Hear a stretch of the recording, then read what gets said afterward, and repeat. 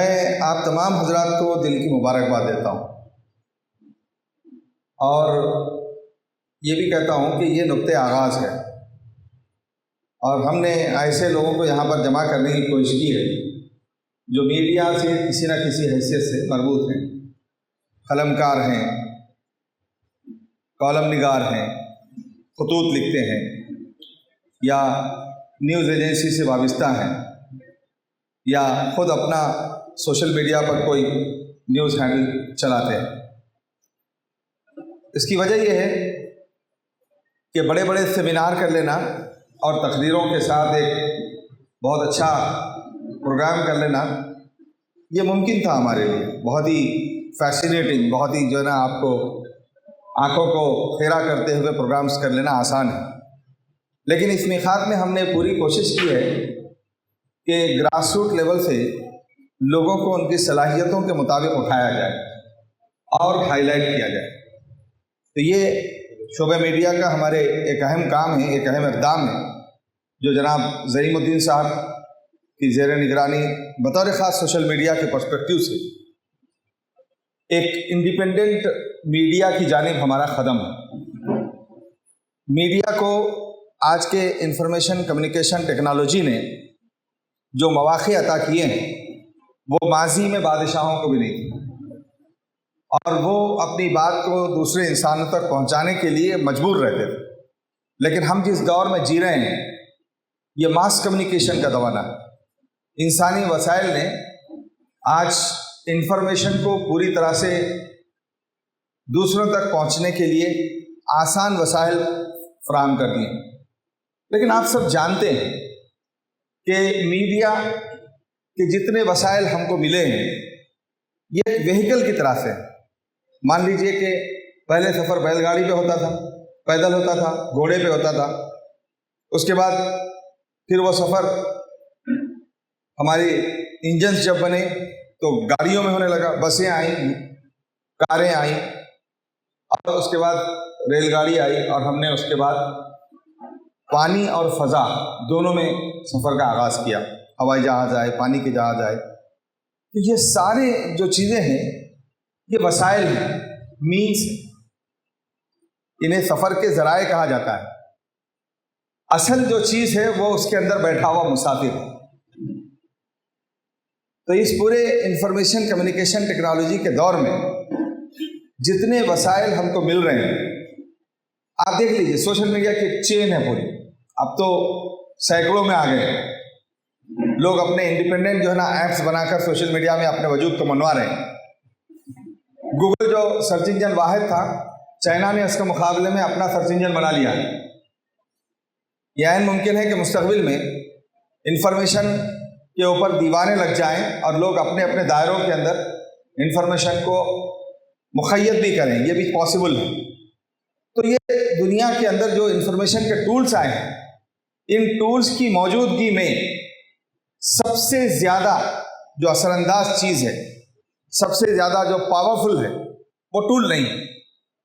Facebook कुछ दिनों के बाद फीका हो जाएगा, ट्विटर कुछ दिनों के बाद फीका हो जाएगा, टिकटॉक अपनी आफताब दिखा के चला गया और जो है ना अभी हमारे सामने बहुत सारे इंटरटेनिंग ऐप्स हैं जो काम कर रहे हैं सोशल मीडिया के, जिसमें हमारे अपने फ़ोटोज़, हमारे अपने वीडियोस, इनका एक जाल है जो पूरी दुनिया के अंदर फैला हुआ है। इंस्टाग्राम के ऊपर, टिकटॉक के ऊपर, ट्विटर के ऊपर और फेसबुक के ऊपर और यूट्यूब के ऊपर अलग अलग टेस्ट रखने वाले अलग अलग उम्र के लोग, ये लोग मौजूद हैं। इंसान को अपना पता बताना है तो उसके लिए ऐप्स मौजूद हैं। तो ये सारी चीज़ों में जो हमारे सामने ज़राए उभर के आए हैं, इन ज़राए में सबसे अहम चीज़ कॉमन है। क्या कोई बता सकते हैं क्या है? ज़रियों से हटकर जो चीज़ मीडिया में सबसे ज़्यादा असरअंदाज है वो कौन सी चीज़ है? ये सब तो ज़राए हैं। मीडिया में जो असरअंदाज होने वाली चीज़ है वो कौन सी है? Content, message. आपका कंटेंट किंग है। आप किस किस्म का कंटेंट लिखते हैं इस पर डिपेंड करता है। अगर आप दसियों साल तक छुपे हुए भी रहे लेकिन आप एक बहुत ही अच्छे अट्रैक्टिव लिखने वाले लिखारी हैं या आप बहुत अच्छे डिज़ाइनर हैं, या बहुत अच्छे फोटोग्राफर हैं, या बहुत अच्छे वीडियो मेकर हैं, तो आप जैसे ही मैदान में आएंगे लोग लाखों की तादाद में, करोड़ों की तादाद में ले लेंगे।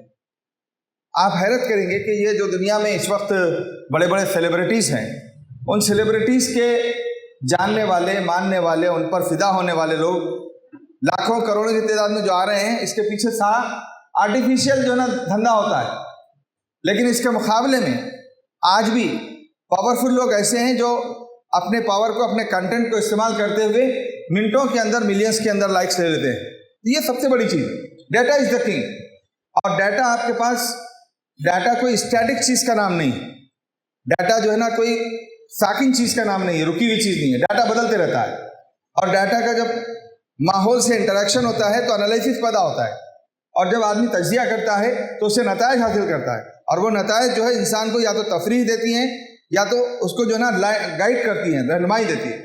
तो अब हमारे सामने सूरत हाल ये है कि मीडिया और सोशल मीडिया में हमें ऐसे अफराद चाहिए जो कंटेंट डेवलपर हैं। मुख्तलिफ नौइयतों की ट्रेनिंग्स इंशाअल्लाह हम लोग देंगे, आपको फराहम की जाएगी। ये ट्रेनिंग उसका नुक्ते आगाज़ है। इससे अंदाज़ा हम कर रहे हैं कि हमारे पास किस टाइप के लोग हैं। बहुत अच्छे शायर हैं, बहुत अच्छे शायर हैं, बहुत अच्छे कालम निगार हैं, बहुत अच्छे फ़काहिया राइटर हैं, बहुत अच्छे जो है ना तंज़िया राइटर हैं, बहुत अच्छे जो है ना न्यूज़ प्रोड्यूसर हैं, बहुत अच्छे वीडियो मेकर हैं, बहुत अच्छे आप जो है ना रील्स बनाते हैं। कौन सी सलाहियत आपकी है, वो सलाहियत की बुनियाद पर कंटेंट डेवलप होना चाहिए। और इसी के साथ साथ आप बहुत अच्छे एनालिटिक हैं, आप बहुत अच्छे जो है ना इन्फॉर्मेशन गैदर करने वाले हैं, आपके हालात हाजिरा पर अच्छी नज़र है, और आपके तज्जियात से लोग फ़ायदा उठाते हैं। तो ये जो कोशिश है शोबे मीडिया की, ये मैं इस लिहाज से इसको काबिल तहसीन करार दूंगा कि इसमें निखर के आने वाले सलाहियतें बहुत यानी हमारे लिए कारआमद है। ये ऐसा ही है जैसे मिट्टी से, दरिया के अंदर से हम जो है ना मिट्टी लेकर उसमें सोना निकालते हैं। हमको बहुत सारी मिट्टी बेचना पड़ेगा, लेकिन उसमें से जो हीरे और सोने निकलेंगे वो हमारी असल जो ना ज़रूरत है। तो पहली चीज़ ये है कि हम ये मैदान जो जिसकी तरफ आ रहे हैं, वो मैदान हमारे लिए बहुत अहम है, और उसमें कंटेंट डेवलपर का किरदार सबसे ज़्यादा अहम है। उसके बाद टेक्निकल डेवलपर्स हैं, उसके बाद जो है ना टेक्नोक्रेट्स हैं, उसके बाद जो है ना यानी आपको जो है ना मार्केटर्स हैं। पहला जो अहम किरदार है वो आपका है।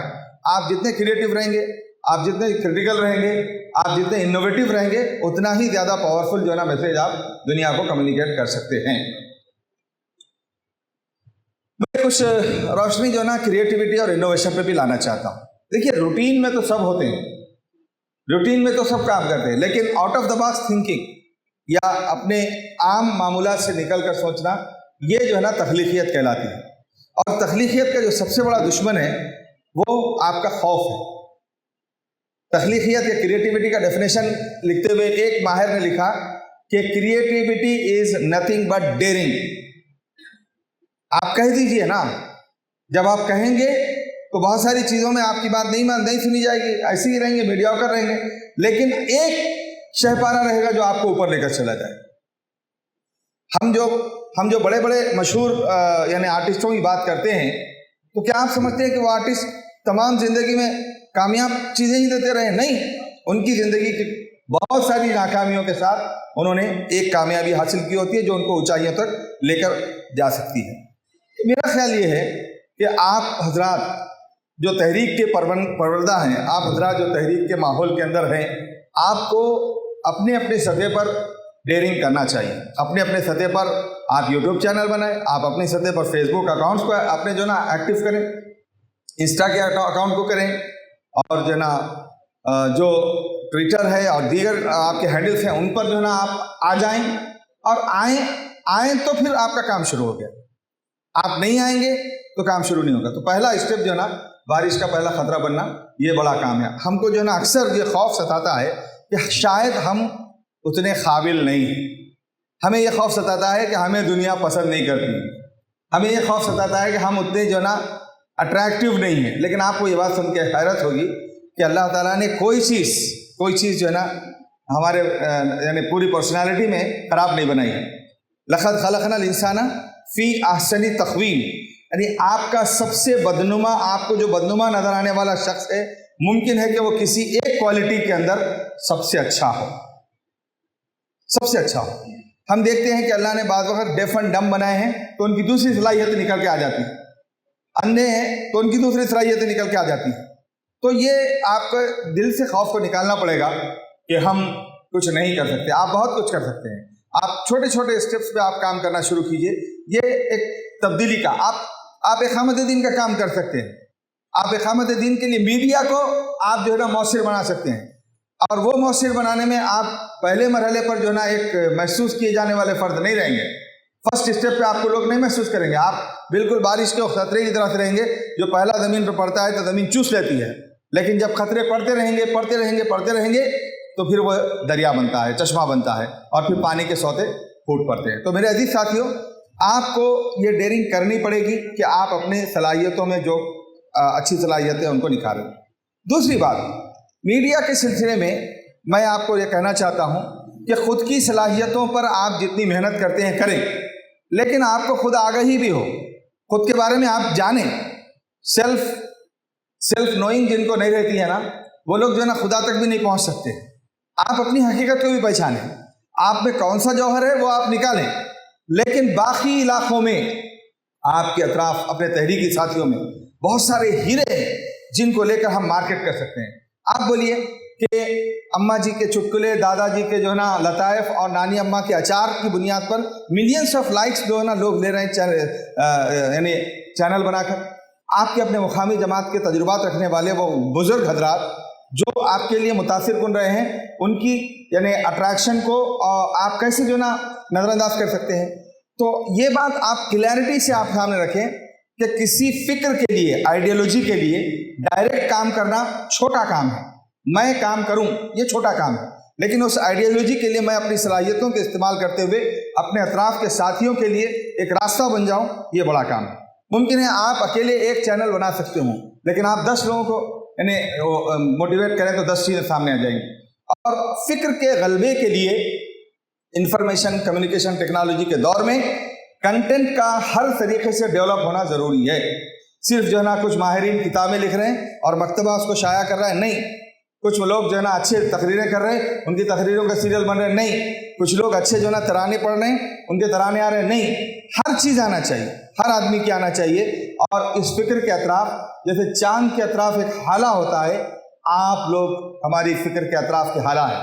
जमात इस्लामी के ऑफिशियल हैंडल्स कोई अहमियत नहीं रखते। अगर जमात इस्लामी के हज़ारों मेंबरान में से कई लोगों के जो है ना चैनल्स ना हो, कई लोगों के सोशल मीडिया हैंडल्स ना हो, तो आप फ़िक्र इस्लामी को, फ़िक्र कुरानी को और फ़िक्र तहरीक को आप मजबूती देने वाले वो छोटा सा चश्मा है, जो एक एक खतरा, एक एक चश्मा मिल कर एक बड़ा शैले रवा बनता है। आपकी तहरीक उसी वक्त आगे बढ़ेगी जबकि आपके जैसे हज़ारों लोग उसके पीछे लगे हुए हों। तो ये नुक्ते आगाज़ है। इस किस्म की सोच का आगाज़ मैं समझता हूँ कि पूरी गुज़िश्ता मिखातों में पहली दफ़ा हम सोच रहे हैं कि बिल्कुल इनोवेटिव अंदाज में मास इन्वॉल्वमेंट के ज़रिए से हम जो है ना मीडिया चैनल्स को हमारे जो है ना मोटिवेट करें। और अल्हम्दुलिल्लाह आपको ये बात सुन के खुशी भी होगी, कई लोग हैं जो वाकिफ़ नहीं हैं, लेकिन मैं कह रहा हूँ कि गुज़िश्ता मिखात ही से हमारे पास जो अहम काम शुरू हुआ था कि बाज़ इनोवेटिव चैनल्स हमने शुरू किए थे। उसमें उन्वा चैनल है, उसमें जो है ना वर्तमानम है, उसके अंदर जो है दक्कन न्यूज़ है, और बहुत सारे पाइपलाइन में है। हमारे ज़ईमुद्दीन अहमद साहब और अब्दुल मजीद शेख साहब इस काम को लेकर आगे बढ़ रहे हैं। तो कई चीज़ें और जो है ना ख़वातीन के लिए हैं, बच्चों के लिए हैं, नौजवानों के लिए हैं, इन सब के चैनल्स आ रहे हैं। लेकिन मैं आपको यहाँ हाल में ये बात ज़रूर कहूँगा कि 5 मिनट की एक्टिविटी कीजिए, अपने फ़ोन को उठाइए और उन चैनल्स को जो आप यहाँ पर सुबह से सुन रहे हैं खुद सब्सक्राइब कीजिए। पहले अगर आप खुद सब्सक्राइब करेंगे तो दूसरे लोग सब्सक्राइब करेंगे। तो हमारे पास होता है कि तकरीर सुनते हैं और उसके बाद उठते चले जाते हैं, नहीं। मैं ज़हीन साहब से इस बात की दरख्वास्त करता हूँ कि ये हाल में जितने लोग मर्द और ख़वातीन बैठे हुए हैं, 5 मिनट की एक्टिविटी है, लेकिन उनको सर्च करना और फिर जो है ना उस चैनल को लाइक करना, बेल का बटन दबाना, ये ज़रूर सिखाइए ताकि ये लोग प्रैक्टिकली इन्वॉल्व हों।